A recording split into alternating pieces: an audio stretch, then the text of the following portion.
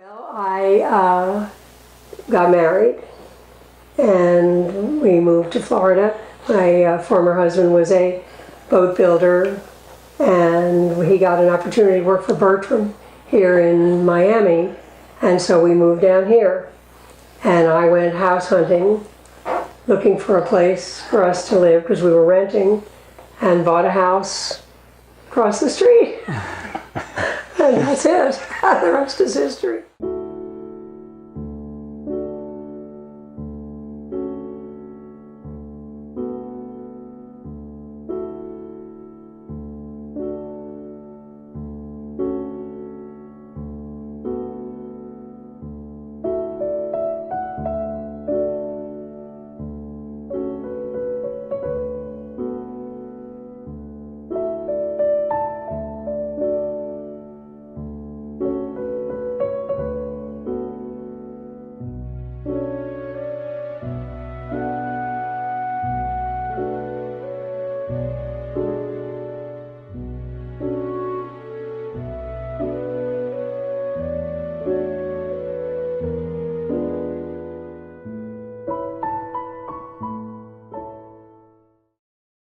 Moved to Manhattan where my grandmother was living, and I was raised there. Went to private school, and went to private school till I finished high school. Did not go to college.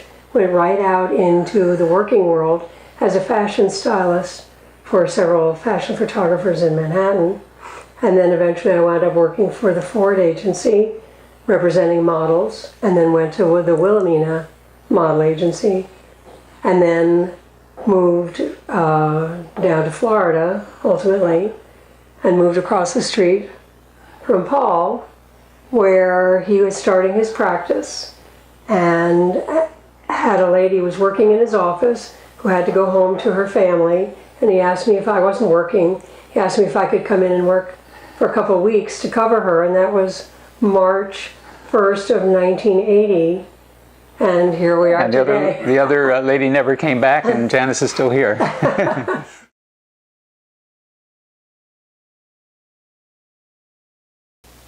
Well, one of them was the day that Halston, who was not known really, came into the agency and had all these clothes that he wanted the agents, the bookers, to wear to spread the word about his designs. So he brought all these beautiful sweaters and skirts and lovely clothes and gave them to all of us to help promote Halston. That was an interesting thing. I met all kinds of famous people when I worked for Ford, when they were filming What's New Pussycat with Barbra Streisand and George Segal. They hung out in the agency the whole day and used that as their stomping grounds when they weren't filming outside. You know, I met so many interesting people, and it was a wonderful career, and training models and getting them started. There was Lois Childs, who was in, no, I can't remember the name of the movie, but she was just getting started. She became a famous actress, and I got a call on the board early in the morning saying your model didn't show up. So I quickly thought of Lois, who needed a break, and I called her on the phone. I said, Lois, I know it's 7:45 in the morning, but get up, get dressed, they'll put your makeup on, they'll do your hair, get over to Vogue, this is it. She goes, okay, and she did, and from there started her career. So those are different kind of exciting things that happen, helping people get started in modeling and then meeting famous people and doing interesting things. I was not going to work.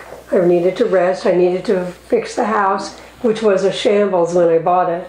Got it at a very good deal, but it was a mess. It had been owned by a little old lady who was very eclectic, and the place was trashed. But it was a 1926, Spanish-style home. So I was staying at home working, and we met. He was also married at the time. We became like best friends in a matter of a few days. And then when he went into practice, this event happened where he needed someone to cover the office and book the patients and help out. And he said, I know you're not working, could you come in and help me? So I said, all right, I can do that. I'm good on the phone. I recognize voices. I always knew who was calling. And I figured, well, that'll be something to do. And the rest stayed is history. on, yes, yeah.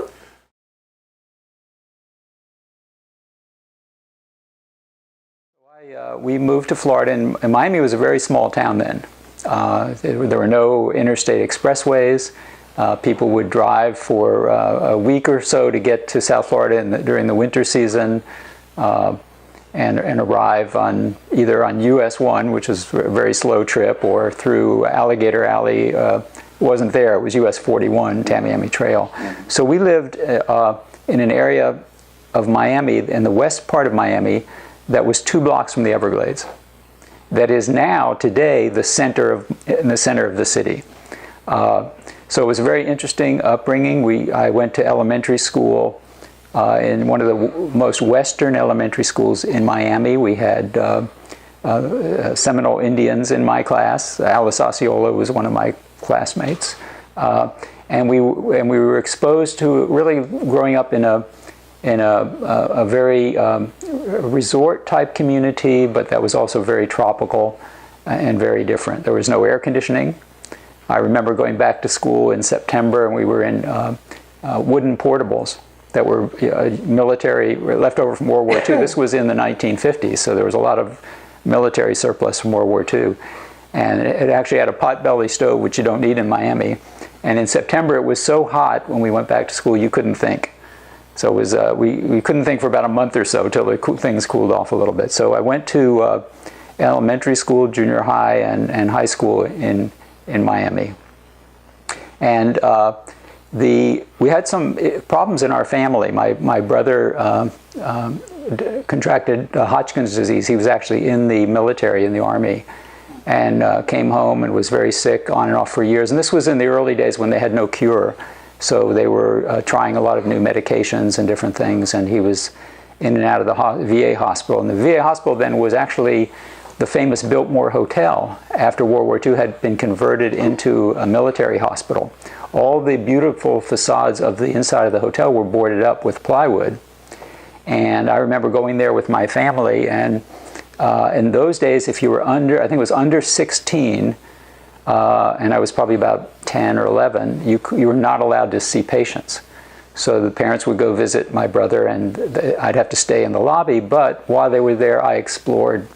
I was a curious kid, so I explored I wasn't allowed in the patient's room, but I'm sure I sneaked into the pathology lab, was in different parts of the hospital looking around at different things, and it was just a very interesting early experience for me. There were a number of things. I think the motivating factors really were my interest in science. I really had a strong interest in science. Even though I had never taken advanced science courses, the science courses I took I was always interested in. I always would read books about different kinds of science or engineering. And also the experience with my brother. During the 6 years that he was in and out of the hospital, I was there. And and got to see first, got to see firsthand the struggles that people go through when they're sick, the struggles that the doctors were going through, the hospitals. And there was something about it that just seemed very noble and very important.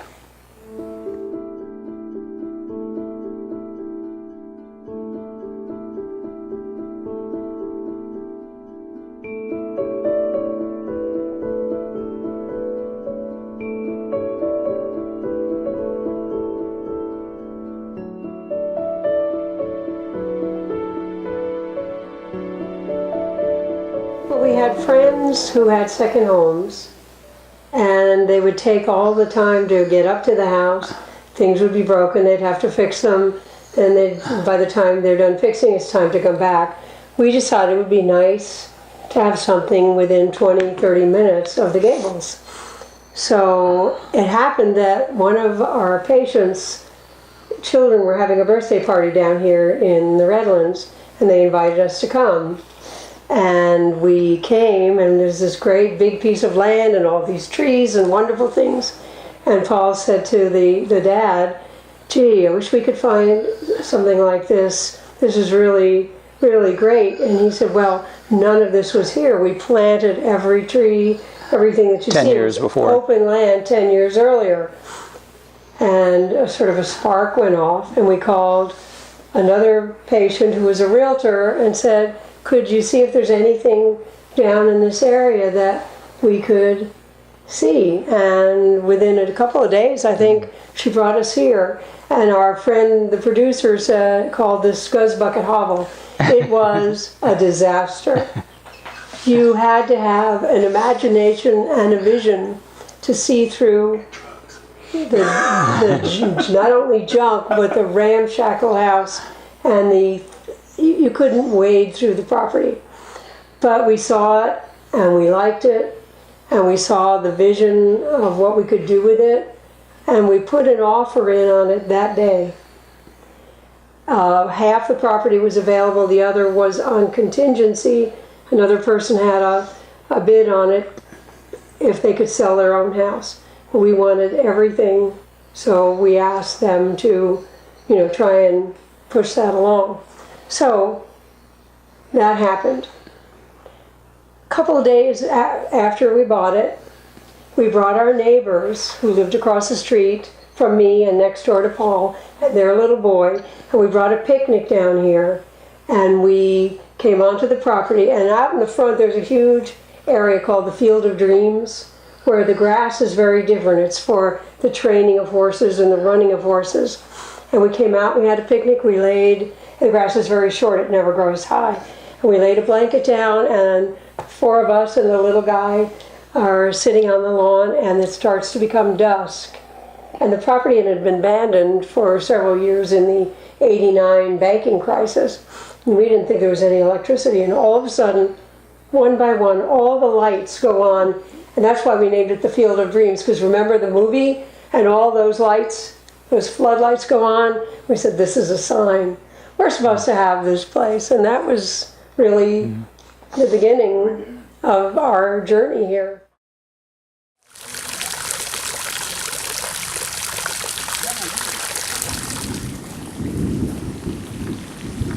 So this was a working horse farm. There used to be a lot more of them. This area that we live in is just south of Miami. It's called Redland, and it's the agricultural district. It goes from just south of Miami down to Homestead, which is the entrance to the 2 national parks, Biscayne and Everglades. And it's always been an agricultural district.